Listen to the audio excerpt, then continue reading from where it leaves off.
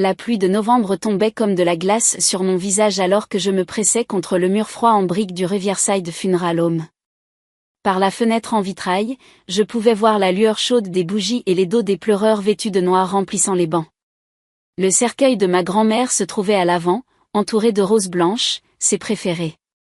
Elle ne pouvait pas venir, j'ai entendu la voix de mon père parvenir par la fenêtre entr'ouverte.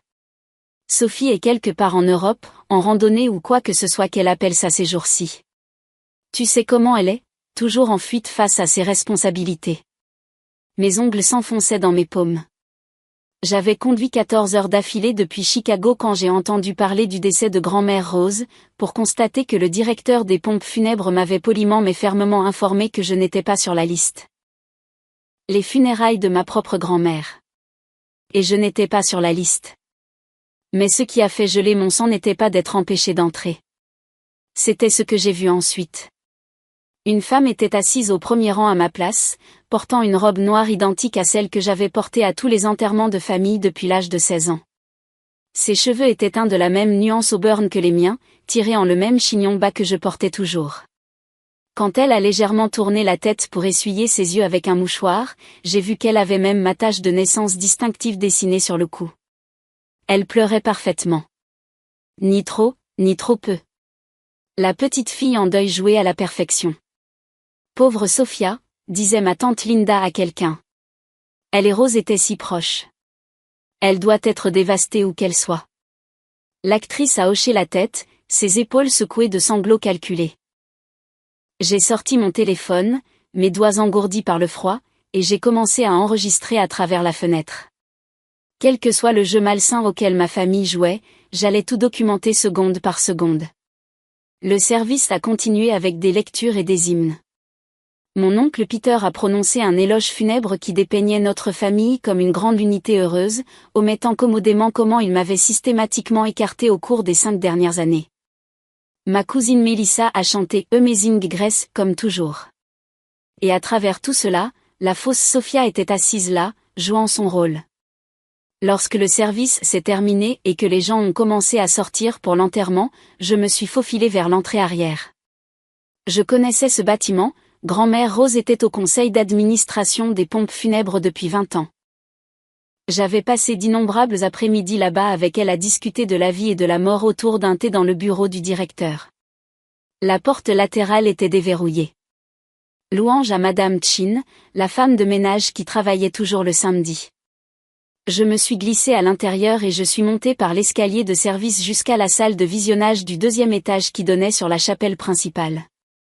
De là, je pouvais tout voir et tout entendre tout en restant cachée. L'enterrement était privé, réservé à la famille. Je les ai regardés charger le cercueil dans le corbillard, j'ai regardé l'actrice monter dans la limousine familiale avec mes parents, je les ai regardés partir pour enterrer ma grand-mère sans moi. Mais je savais ce qui allait suivre. La lecture du testament était prévue pour 16 heures dans la salle de conférence des pompes funèbres. Grand-mère Rose avait été méticuleuse dans ses dernières volontés, et elle avait insisté pour que la lecture ait lieu immédiatement après l'enterrement. Pas le temps pour les vautours de manigancer, disait-elle toujours avec un clin d'œil.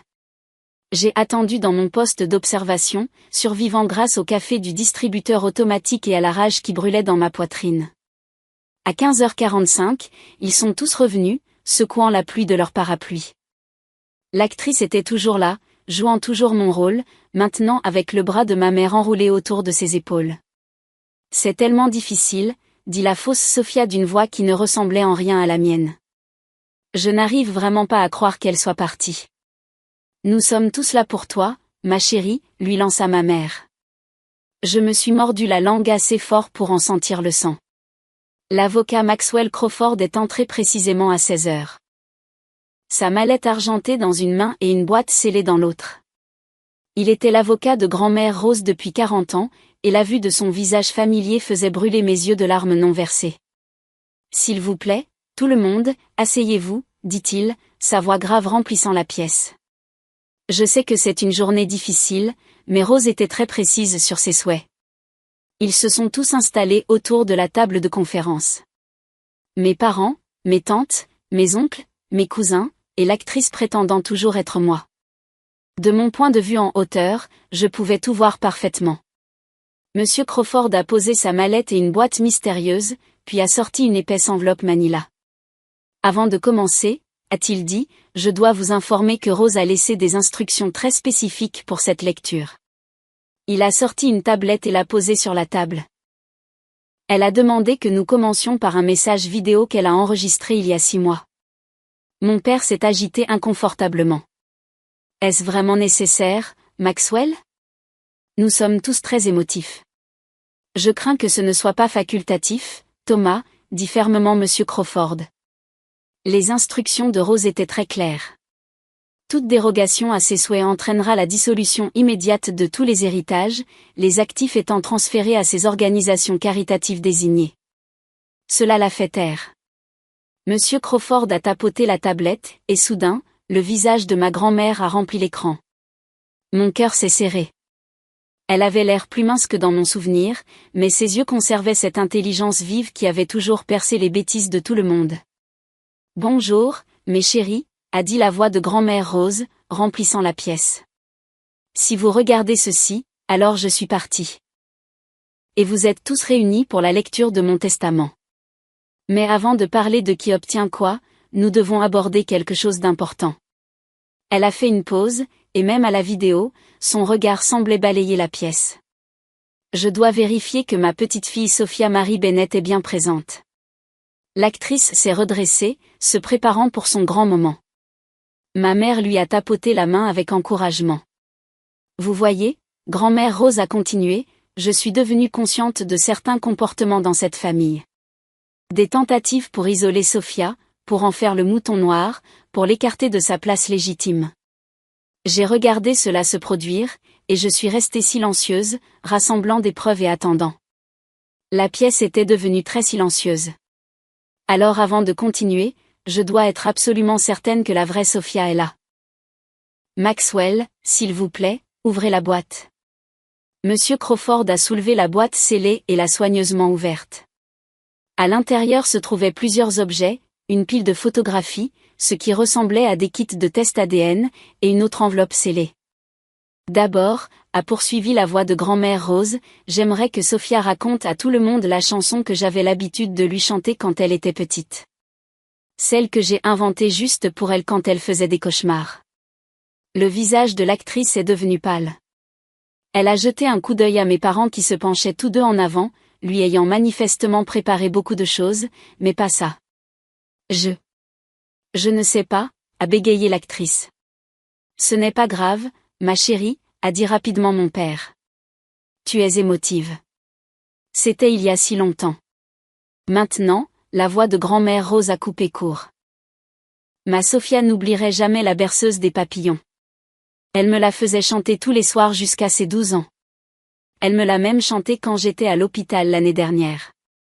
L'actrice transpirait maintenant, son maquillage parfait commençant à couler. Deuxièmement, a continué Madame Rose sans relâche. S'il vous plaît, demandez à Sophia de montrer à tout le monde la cicatrice sur sa paume gauche. Celle qu'elle s'est faite à 8 ans, en essayant de sauver ce cardinal blessé dans mon jardin. Nous n'en avons jamais parlé à ses parents parce qu'elle était censée être à son cours de piano. L'actrice serrait ses mains et je pouvais voir de mon perchoir que ses paumes étaient intactes. Et enfin, les yeux de grand-mère Rose semblaient percer la caméra. J'aimerais que Sophia raconte à tout le monde ce que je lui ai chuchoté la dernière fois que nous nous sommes vus. Mes derniers mots à ma vraie petite fille. La pièce était silencieuse comme un tombeau. L'actrice semblait prête à s'enfuir. Mes parents échangeaient des regards paniqués. J'attends, dit grand-mère Rose après une longue pause. Ou peut-être que la vraie Sophia n'est pas là du tout. Peut-être que quelqu'un pensait pouvoir me tromper, même dans la mort. Mon oncle Peter s'éclaircit la gorge. Maman, c'est Maxwell. Ran Rose a interrompu. Si la femme qui prétend être Sophia ne peut pas répondre à ces simples questions, veuillez suivre le protocole B. Monsieur Crawford a hoché la tête et a sorti son téléphone. Je devrais passer un appel. Attendez. Je suis sortie de ma cachette et je suis entrée dans le bureau de la salle de conférence. Je suis là, grand-mère. Je suis là. Toutes les têtes dans la pièce se sont tournées vers moi. L'actrice a haleté. Ma mère est devenue blanche comme un linge. La berceuse des papillons, j'ai dit, ma voix stable malgré les larmes qui coulaient sur mes joues. Tu l'as chanté en français parce que tu disais que les papillons parlaient toutes les langues. Petite puce dans le jardin, elle a les fleurs qui poussent. J'ai levé ma paume gauche, montrant la cicatrice courbée qui n'avait jamais tout à fait disparu. Le cardinal a vécu, d'ailleurs. Nous l'avons relâché ensemble 2 semaines plus tard. Je suis entrée complètement dans la pièce, ignorant les visages choqués, ne regardant que l'écran de la tablette où l'image figée de ma grand-mère attendait. Et la dernière chose que tu m'as dite quand tout le monde pensait que tu dormais, c'est que la vérité trouve toujours ses ailes. Mon petit papillon, sois prête à voler quand elle le fera. Monsieur Crawford a souri. Un vrai sourire, le premier que je voyais de lui de la journée. Mademoiselle Bennett, nous vous attendions. Qu'est-ce que diable se passe, a explosé mon père, se levant d'un bond. Sophia, qu'est-ce que tu fais ici? Tu étais censée être en Europe. Je suis restée, opportunément hors de portée, incapable de revenir à temps, ai-je dit. J'ai regardé l'actrice qui se recroquevillait sur sa chaise. Qui te fait ça, papa? Combien l'as-tu payé pour être moi? C'est ridicule, a dit ma mère. Sa voix tremblait. Nous voulions seulement. Vous vouliez l'argent de grand-mère Rose, ai-je dit catégoriquement. Et vous saviez qu'elle ne vous le laisserait jamais, car elle savait comment vous me traitiez. Alors vous avez engagé une remplaçante, une petite fille en deuil qui jouerait le rôle, et ensuite quoi? Me faire signer mon héritage? Monsieur Crawford s'éclaircit la gorge. Peut-être devrions-nous continuer avec la vidéo. L'écran s'est dégelé et grand-mère Rose a souri, un sourire vif et connaisseur. Ah, voici ma vraie petite fille. Bonjour, mon petit papillon. Je suis tellement désolée pour ce que tu as dû endurer. Mais ne t'inquiète pas, nous allons arranger ça. Elle s'est légèrement penchée en avant. Vous voyez, la famille, j'étais au courant de vos complots depuis un bon moment. Les fêtes d'anniversaire auxquelles Sophia n'était pas invitée par erreur.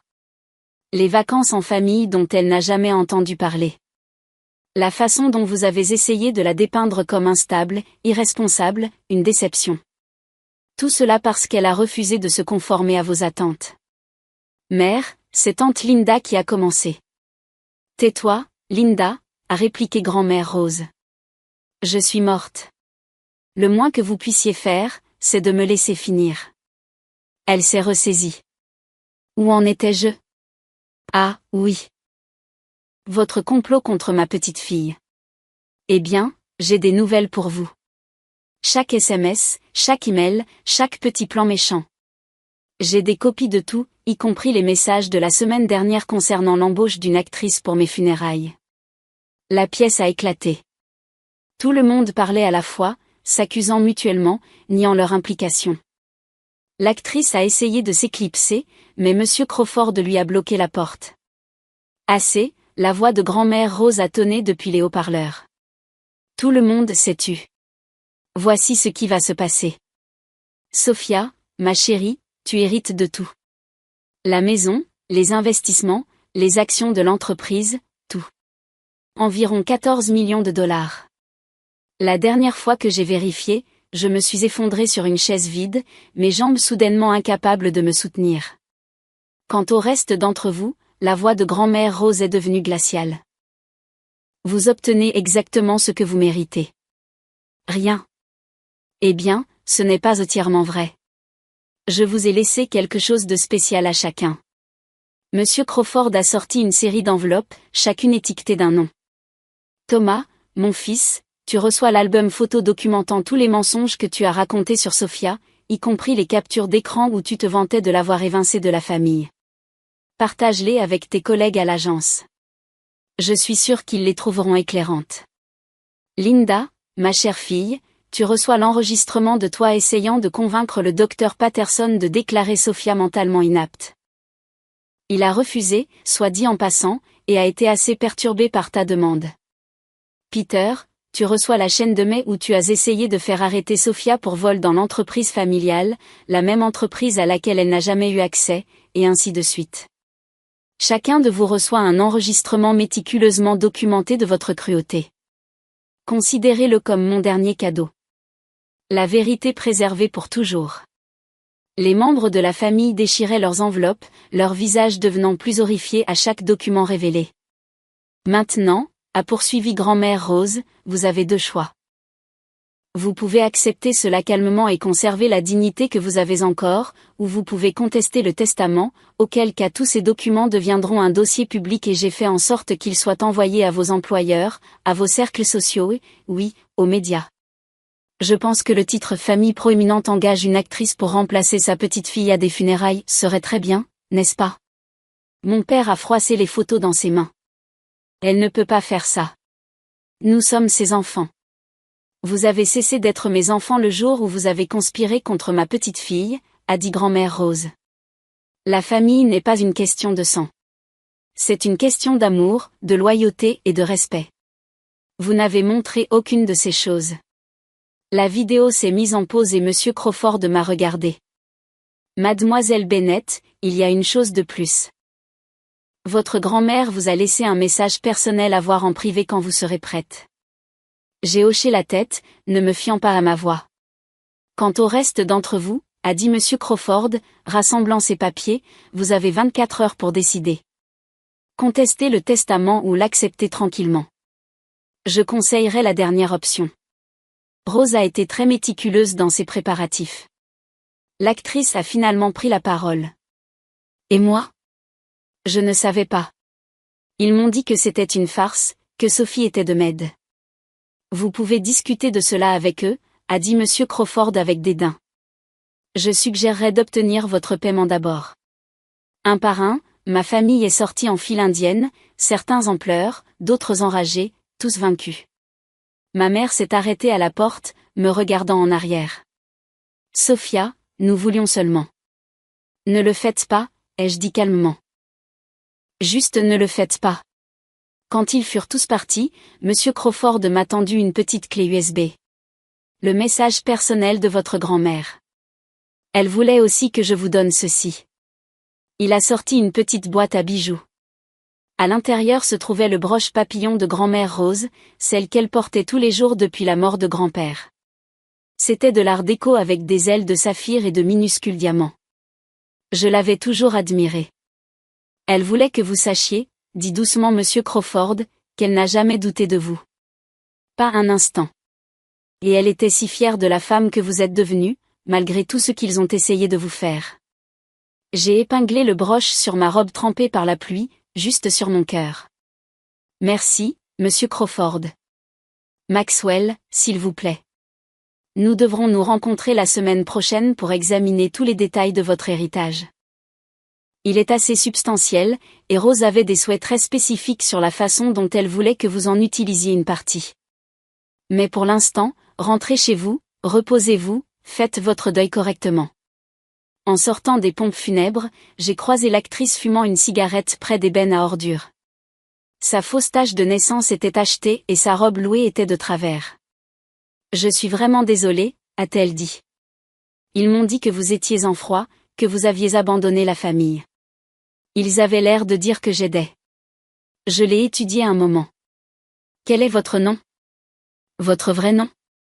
Jessica. Je suis une actrice. Évidemment, pas une très bonne, apparemment. Non, ai-je convenu, mais assez bonne pour les tromper. J'ai sorti mon portefeuille et je lui ai donné une carte. J'aurais besoin d'une assistante personnelle. Quelqu'un d'attentif aux détails qui peut jouer différents rôles si nécessaire. Vous êtes intéressé? Ses yeux se sont élargis. Vous êtes sérieuse? Ma grand-mère disait toujours, la meilleure vengeance, c'est le succès. J'ai 14 millions de dollars dans une liste d'organisations caritatives que ma famille déteste. Je pourrais utiliser un peu d'aide pour les dépenser de manière créative. Jessica a souri. Quand est-ce que je commence? Lundi. Et Jessica, venez comme vous êtes cette fois. Alors que je quittais les pompes funèbres, la pluie s'était finalement arrêtée.